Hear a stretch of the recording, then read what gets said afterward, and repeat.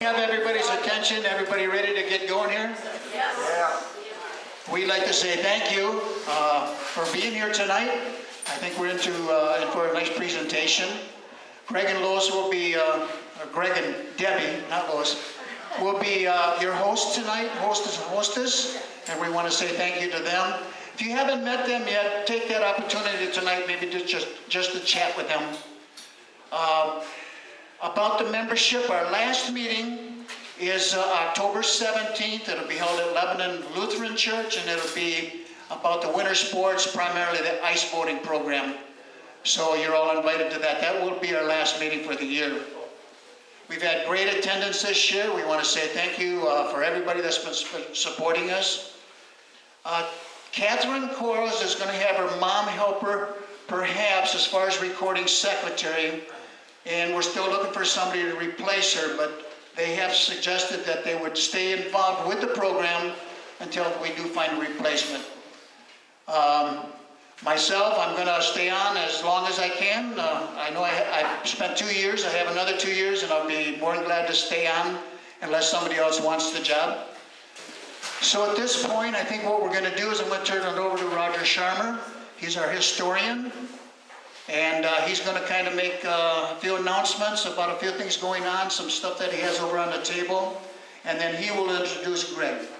The thing I wanted to talk about was that we were approached a few months ago by a guy who was out of Lake Michigan who bought a property out on Hancock Road. It's the old log house by Lehman on Hancock Road. And what he wants to do is that he wants to build a house on the site, and he doesn't want to have the house. And so the house was built in 1854. It's a wonderful old log. I had ran off a whole bunch of copies that I've been passing around, like the chaos left behind. But anyway, so Ron, we've had deeds out there. Deeds said it is movable, right? That's right. And so what basically, he offered it to the Historical Society. And as I look at Helen Fink, you can understand perhaps why the Historical Society is not going to get that involved as in the Meinhardt house kind of thing. No, meaning that Helen has done a wonderful job in the Meinhardt house. So what we're looking for is we're looking for an angel who basically wants to buy a log house for $1. And then you have the responsibility of moving it. And then also he said that $11,000 to $12,000 would take it off the foundation and move it across the street or maybe within 2 or 3 miles. did you all hear that? So it's about No, how much? Okay, he said it'd be $11,000 to $12,000 to move it across the street or in the near vicinity of basically Lemus and Hancock Road. And so I don't have the exact address, but it was owned by the Block family, which was, they were summer residents down in San Juan. And they referred to it as Bonnie Acres. And they added a second floor. And it's just curious because I was doing some research on the Ferry family. And when Reverend William Montague Ferry built the house, his log house in Grand Haven, it looked exactly like this, the same dimensions almost. This had a porch, or rather a second floor added on later on. And so I think probably the Historical Society's involvement, maybe we should have a committee, who wants to be on the committee kind of thing, is that we should encourage anyone who wants to buy this for $1 to do that, save the property, and that the Historical Society doesn't have the depth nor the funds, I think, nor the energy to be involved in the building as a restoration project. But certainly we must know somebody, of all the people in this room, we must know somebody who lives within a mile or two of this building, because it's out there. It's in Montague Township. Lemus's road is then into White River Township. And it's a wonderful old building. I'd encourage, it's occupied. It's occupied by former school teacher Gillen. She lives down. Joy Mitchell lives there. Pardon? Joy Mitchell lives there. Say it again. Joy Mitchell. Joy Mitchell. She's a Gillen. Right, she's a Gillen, and she lives there, and so it's occupied. So I mean, what we'll end up probably doing is that if there's enough energy, we'll end up maybe talking to Greg. Maybe he can do an article in the Beacon. We can run an ad saying you can buy a log building for $1. Who wants it? would have the blessing of the Historical Society. But it's a wonderful old building, so like drive by, take a look. It's interesting. Margot? The important thing, I think, is that the owner will get rid of it in a year, that is next summer, if we don't do something about it, and it'll be gone. So this has to happen fairly quickly. So it's a wonderful building, and if you have any questions, or would anybody like to head up a committee on Save the Bonnie Acre building? I'm overwhelmed by the hands. I can't head up a committee, but I would like to be involved in it. Right. I would like to help in some way. I don't think I have time to spearhead it, but I think it's very important. When you say the Historical Society backs this project, what do you mean? Well, I actually, quite frankly, the board hasn't discussed it that Oh, much. okay. I think basically what that means is that, we would do everything we can. We have to have an open house, if we have an ad in the paper, that sort of thing, cooperate with the owner in trying to find an occupant and an owner for the Okay, building. I hear you now. I guess. Yeah.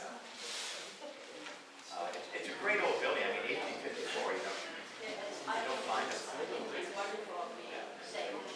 Anyway, that's my report on the Bonnie Acres Hancock building. And then back to, okay, Greg, Debbie, Phil Brand bought the Lewis house, and they're going to tell us a story about it. And so whenever they work, they have to have a positive ring to it because we want to encourage people to restore old buildings.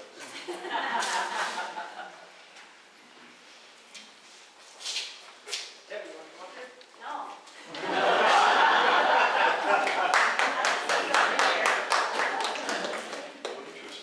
The official name of the house is the John C. and Augusta Koval Lewis House. John C. Was a wealthy lumber baron, as you all know, and he married the sister of his partner. In those days, you tended to marry people of your status, and he married Augusta. And the Kovals, one of the Kovals, William Koval, lived right over there in the White Swan. So that's the link there. The other big lumber name in this area here is the Staples, which is Jim Staples' house right next to the Hallman Playhouse. So you got the Staples, the Koval, and the Lewis. I mean, they're all right here. And not coincidentally, they're all buried next to each other up in the cemetery. And I was telling Lodell, I'm going to die here in Whitehall, and I'm getting buried out there too. And this house is going to kill me.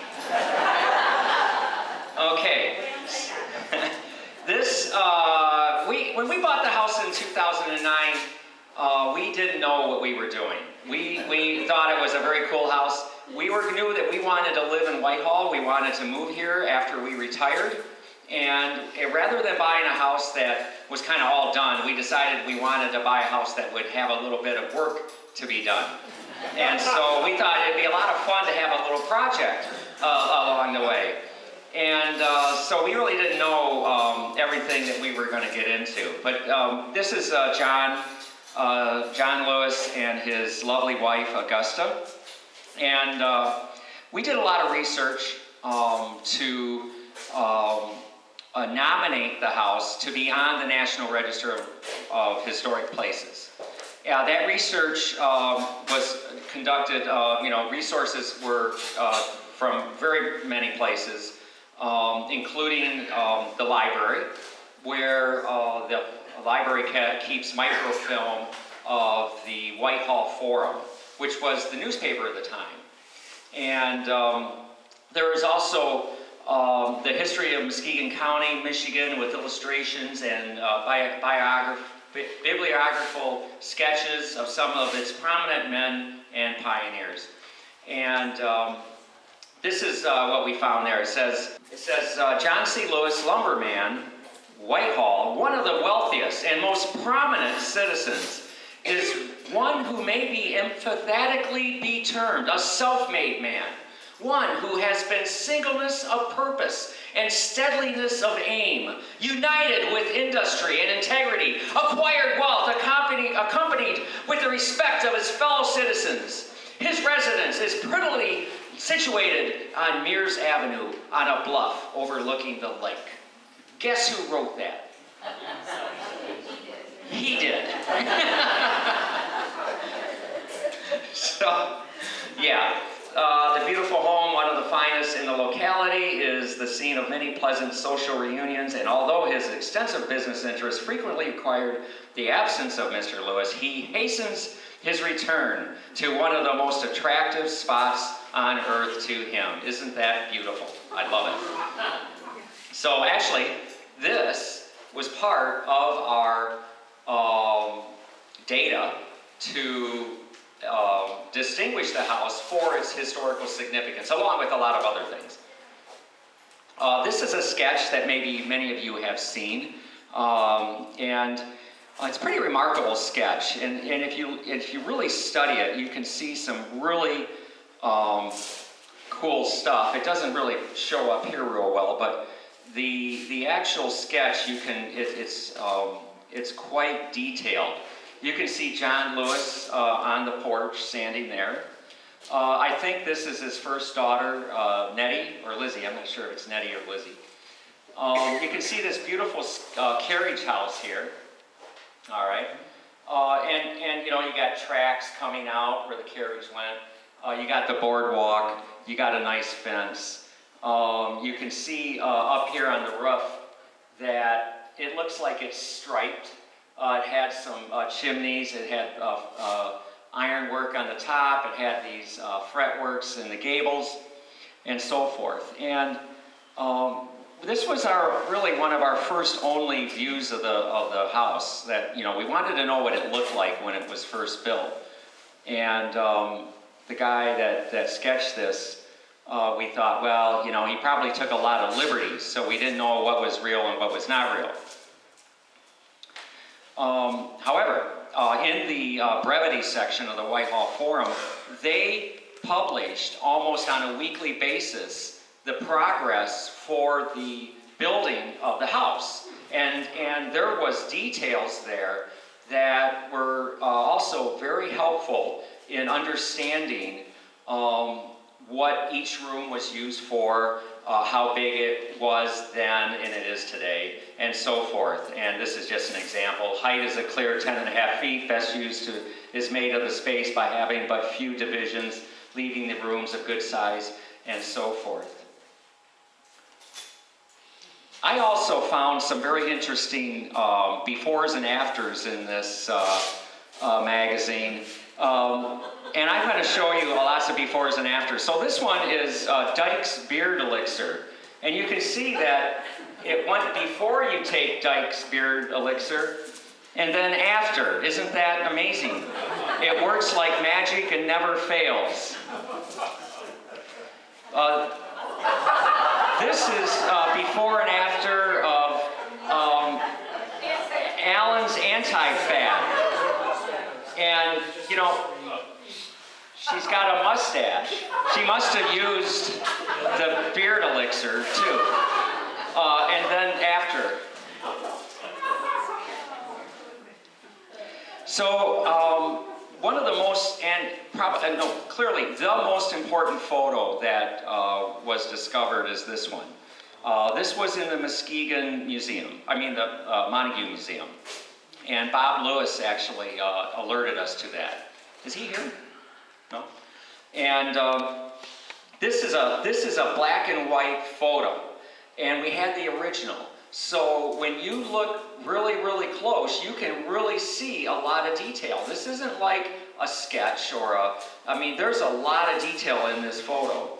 And so we took it down to Paul Kleinfelter, and he took a really high resolution image of it and gave it to us. And so this has become really the way in which we know how to design, for example, the front porch, and I'll get into that.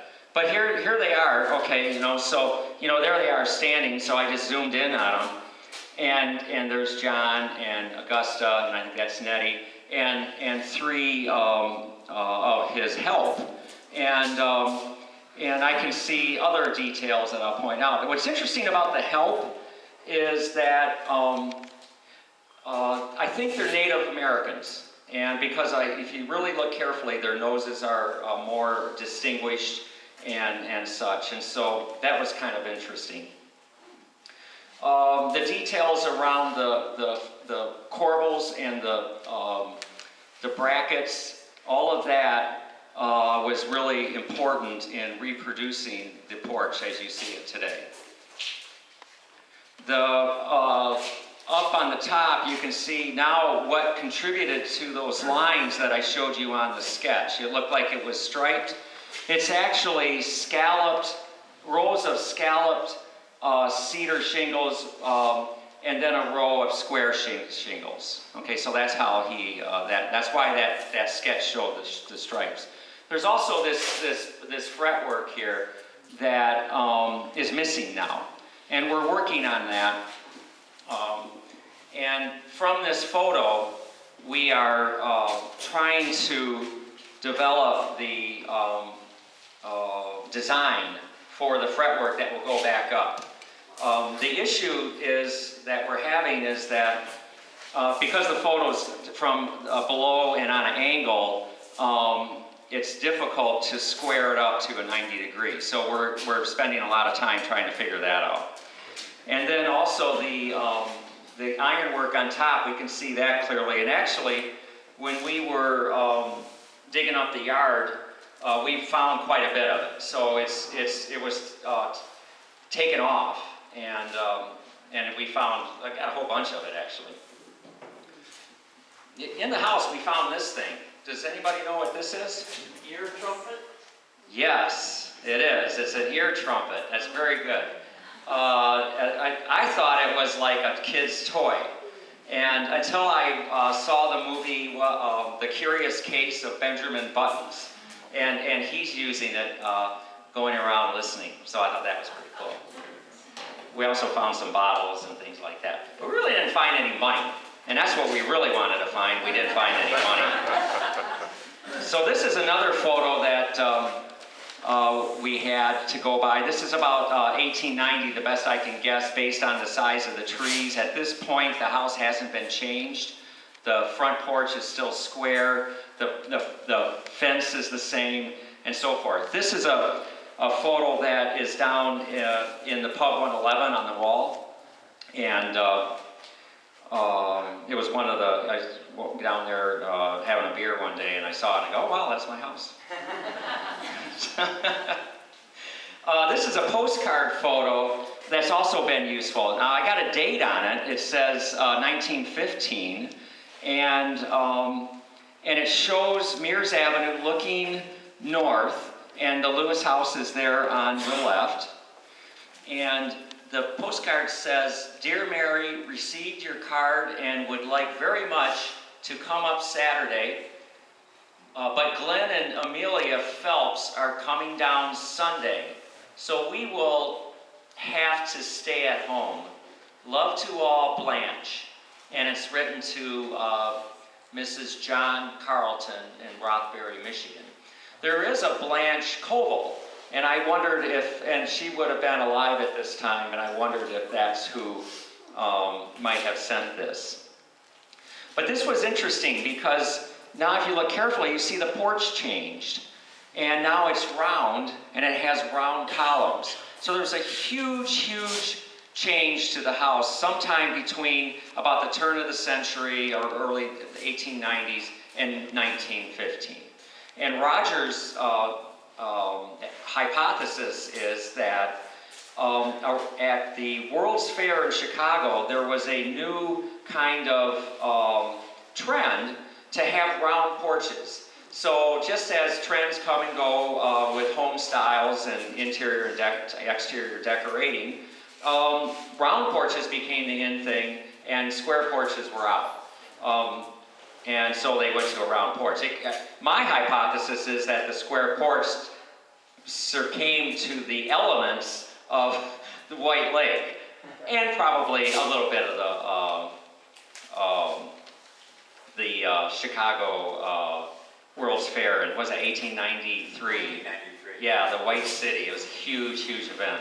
It was called the White City because it was the first time that electricity was being developed, and Westinghouse lit up the fair with Tesla, and they used alternating current.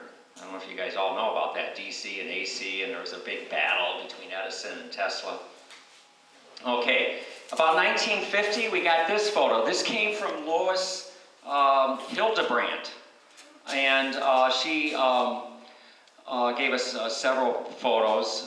Actually, she didn't give them to us. I still need to return them to her.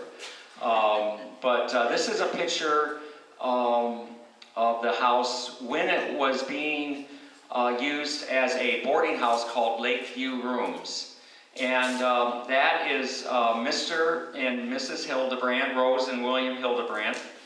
And they are, now they bought the house in 1944 from John Lewis's daughter, Florence. And that's them there. And they took very good care of the house. In fact, I think they took exceptional care of the house. I look at some of the things and some of these pictures, and I think Mr. Hildebrandt really was devoted to the house. He seemed to be always kind of taking care of it. That's my perception of him. But he also did a lot of things that I kind of wish he didn't do. Like, I think the fretwork was removed, the iron railing, some other things. But that was the period of time, and so he was doing what he felt was the right thing to do during that period of time. This was the carriage house, so this was another photo. And actually, to me, the carriage house was as spectacular as the Lewis house. And I thought it was amazing. And the cupola on top is outstanding, and the structure mimics the style of the Lewis house.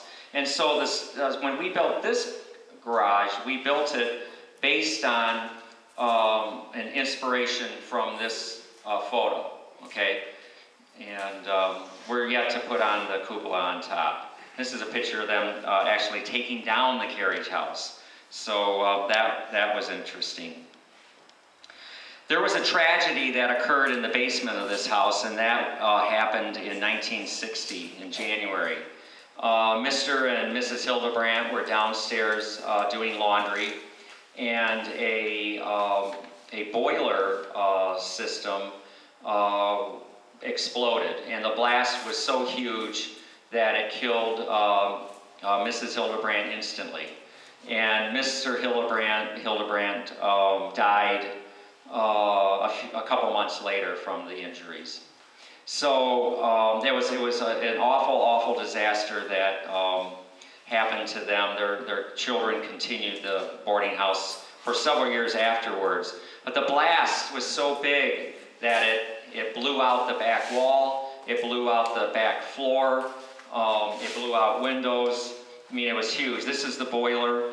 It was like 1/4 inch or 3/8 inch steel, and so the pressure that was built up was tremendous. And this is, in the basement, and that's, a picture shortly, right afterwards. We bought the house in September 2009, and this is what it looked like then. When we bought it, we knew there were foundation issues in the house. There were foundations in the house from the blast. It had pushed out the back wall, and there was leakage and other issues where the mortar had been deteriorating. And we had a decision to make. We either had to fix the foundation in the back and go with it, or we could put in a new foundation. So we elected to put in a new foundation. This is, again, another picture. Now I'm going to show you, here's a picture of it. Now we lifted the house up. So to make a new foundation, we had to lift the house up. And here it is from the back. Now it's sitting on oak cribbage. And after that, you pour new footings and new walls and set the house back down and pour a new floor. So that's what we did.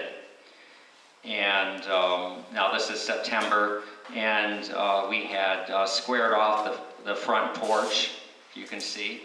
Now the front porch is squared off. And now you can start, you see the bay window starting to materialize. The bay window, it gets kind of lost, whoops, when, the side porch had been enclosed. So there were rooms on each side here that they used, they rented these, but the bay window gets kind of like it's gone. And so the house really got a little deformed from its original situation. And so once you take those side rooms off and square off the porch, now the bay window starts to reappear. And I'll just flip through some of these as we go through. This is September of 2011. We are, as far as like painting, we removed the paint from the house using a shaving device.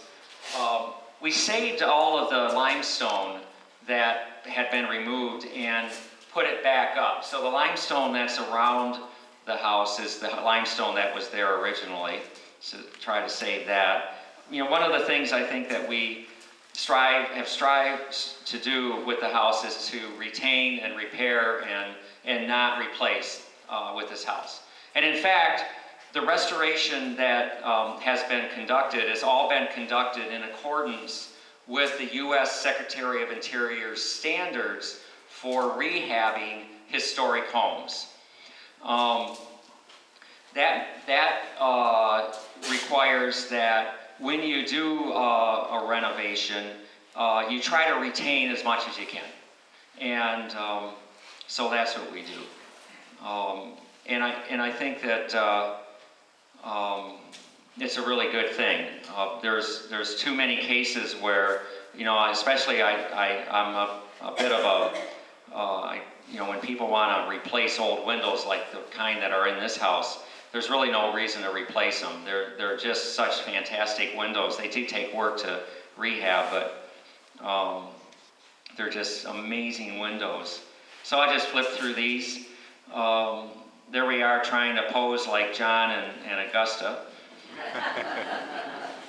And now, we've got brackets and such. And this is July of last year. And more July, priming and painting, and that's today. So now the bay window, I think, gets the glory that it really deserves. The porch is pretty darn close to the way it was, and the shingles on the roof, we put the square, and we put scallop and square and scallop, the windows we're working on now. This is some pictures of the windows. These are pretty big. They're about 7 foot total length in windows, and they're the traditional double hung windows with weights and ropes, and so we cleaned them all up and got all the old paint off of them and painted them, and we're going with black sashes. And you might have seen this. This was our situation for a while we had the windows out, and then we finally got to get the windows back in, and we can operate them and like they were supposed to be operated, and they work great. I mean, they're working as well as they did when they were first put in. You put the stops nice and close and everything, and they're a wonderful, wonderful invention. The double hung window was invented by the French in the 1400s, and the basic principle is exactly the same as it was back then. I can give you some snapshots of the house. I don't know how well these are going to come out. This is a bedroom upstairs when we bought the house. It's actually in pretty good shape. All the floors were really nice. The radiators all worked. The trim was all there, and so forth. This particular room, though, we turned into a kind of a very modern, not modern, but deluxe spa type bathroom. So there's a clawfoot tub, a pedestal sink. There will be a chair there. There's a walk-in shower. There's a toilet right here, and this is going to be a 4-bedroom B&B at some point. This is the kitchen when we bought it. This is there was a stove here. This is a cupboard. This is a door, side door, and we took out the wall and opened this all up, and that's what it looks like today. And it's a little dark. And this is the kitchen too. We had the spray foam insulation put in, so the house is quite insulated now, so that's really good. And this is the kitchen today. So, before Allen's anti-fat, after Allen's anti-fat.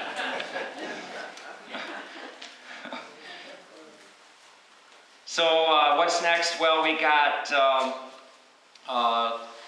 just a little bit more to do. Basically, though, we got skirting, the gable work that I was mentioning, the fretwork, the iron work, if we can get to it. We've got railings to put on. And then we got a driveway coming in and sidewalks. And actually, that work's coming very soon, I think next week. Landscaping, right now, all the grass has been treated with Roundup, so we're going to be seeding pretty soon. And Debbie actually found some wonderful wrought iron fencing, actually down in Cincinnati, where we're from. And the fencing was on a person's piece of property west of Cincinnati, and he had got this fence from the St. Bernard Cemetery in St. Bernard, Ohio, which is right there in Cincinnati. And there is 108 sections of this fencing. Each section is 8 foot long by about 4.5 foot high, and each section weighs 230 pounds. And we hauled it up here. It sat out here, maybe you remember it, for a long time. It's now over in Montague, what's the name of Brad's business? Custom Iron Solutions, and it's all been sandblasted and powder coated, and as soon as we get the landscaping done and such, we'll be putting that up. And I think that once we get that done, then the outside is going to look finally pretty much done. What did you want to say? You're good. You got it. You said it all. No, you're standing. Keep with your presentation. Well, I do want to say that Debbie, she has been, so wonderful in the whole process. And works really, really hard. She's got a great attitude. This has been our joy to do this, actually. So we still got a lot of work to do, but it's going pretty well. But yeah, we're still married. I think we'll be married for a while. So thank you very much. If there's any questions.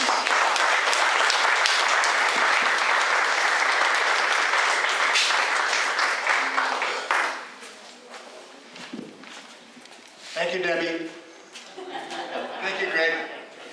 I think we'll have Roger come up now and Lois come up and do the presentations. And did you want to kind of walk people around the property a little bit? It's up to them. Okay, anybody want to take a tour? We'll do that in just a few minutes.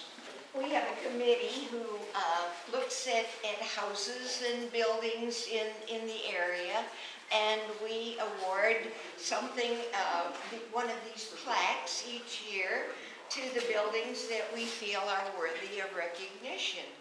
And we hope that these awards will inspire people to keep up their properties, to make this area even more attractive than I think it already is. But not all of the awards are given to homes. This year, in addition to Jeff and Dawn Ock's home in Montague, we're giving an award to Peekadills. Peekadills was purchased by by John and Sue in, wasn't it 89, John? Yes. And so this is the 30th anniversary of Peekadills. We feel that this is what we call an adaptive reuse of a building.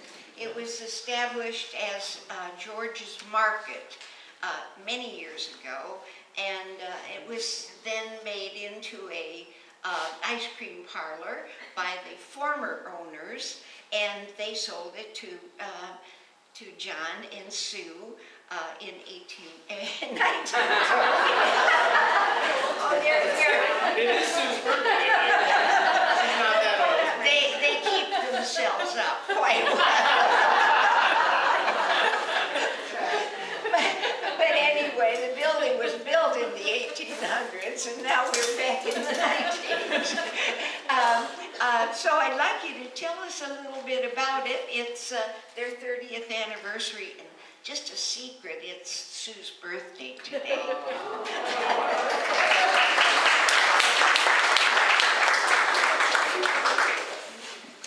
Well, thanks for having us tonight. Norm Ullman could probably tell you more than I can, but from everything I've gathered, it was built in 1873 by the Mermels brothers, who came here from Norway. Okay, thank you. And it has always been some sort of, I think it started off as a granary, and it was a meat market, but it's always been some sort of commercial use. And over the 25 years that we've been there, we've always met some random people who were born and raised there in the 20s and 30s, and I met Helen Panzel's son about 15 years ago, and you know, it's just hard to believe how many people have shown up there that were like, we knew people that got married in the garden and in the 30s, and you know, I used to build my model airplanes and trains in this little room, you know, in the basement. So it's just been a lot of fun. I wish you know, I knew even more.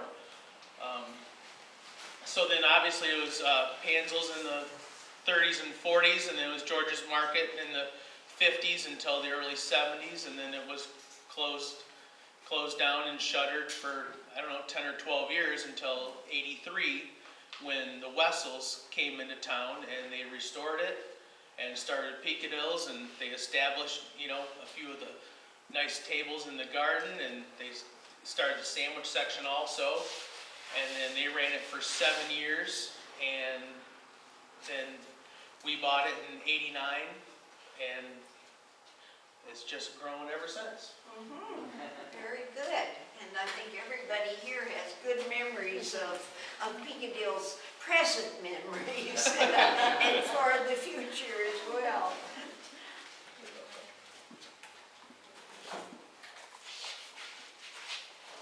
So now, come on over, Sue. This is the award, and we hope that you will display it. We will proudly display it.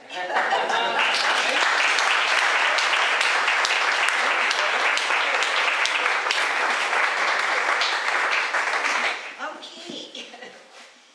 Well, I don't believe that Jeff and Dawn Ock are here yet. Dawn is a teacher in Montague and had a meeting today, and Jeff was going to accompany her. but their home is on Old Channel Trail, right near the Ferry Reformed Church, in fact, just across the street from there. And it's a double lot, and Jeff is quite, they both are quite wonderful gardeners, and they have fixed it up just beautifully. But yet they've retained the qualities of the original building. They've owned it for about 6 years. They've been doing quite a bit to keep it up, and I think they've done an excellent job. When we first decided that this was the house that we were going to give the award to, Jeff said, "But you gave me one at my other house." I said, "We didn't give it to you, we gave it to the house." So we're encouraging people to keep up their property, inspire other people to do the same thing. And so I'll be sure that Doreen lives across the street, and would you give it to them, Doreen? Good, okay.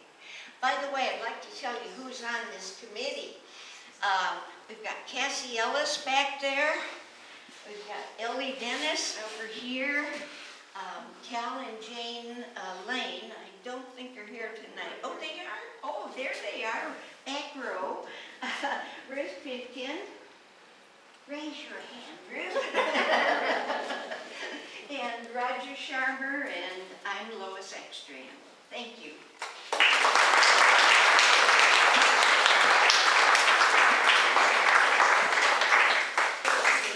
Are there any questions? If just quickies, yeah. When will the indoor tour be? As I said to Lloydell earlier, we don't answer when questions. We only answer who, what, why, and where questions. I've answered so many when questions wrong that I can't answer when questions anymore. I'm sorry. Okay, you have a what, who, what, where, why question? How about a will there be an indoor tour someday? Oh, will there be an indoor tour someday? Yes. When? I don't know. Okay. If not, if you'd like, I'll be happy just to do a walk around on the sidewalk, and if there's any questions, I can just point out a few of the things like that, and such. That's what I said, on the sidewalk, yeah. Okay.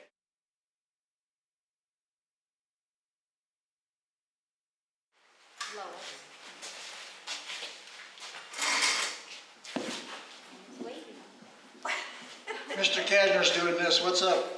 Well, they forgot something. What do we Handled forget? from George's Market.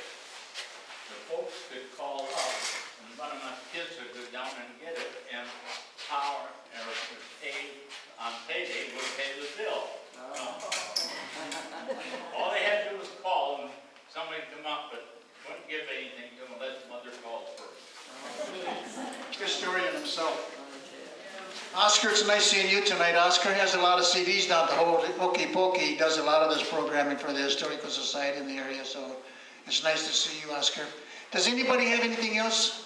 Oh, Mr. Ullman. I just want to say that Oscar has made copies.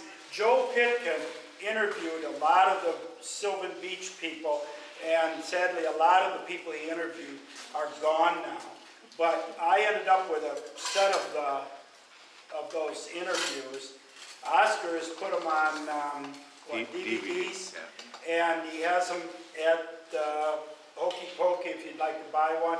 He's going to throw a little of the money to the Historical Society and keep a little for his costs and expenses. And fortunately, the people that originally made copies, the Kobe Place Productions, are gone, and they lost their sets. So fortunately, there's a man sitting over there that's been bugging me for a decade and a half to do something, find him, and I did and got him to Oscar. If you're interested, you can go down there and pick some out and buy them because the society will get a little bit out of it. And that's all. Thanks, Norm. John? I just want to say my very special guest today is Lois Hildebrandt, who lived here in this fine house, raised her family here, and her daughter is my sister-in-law. So Lois is here tonight. So.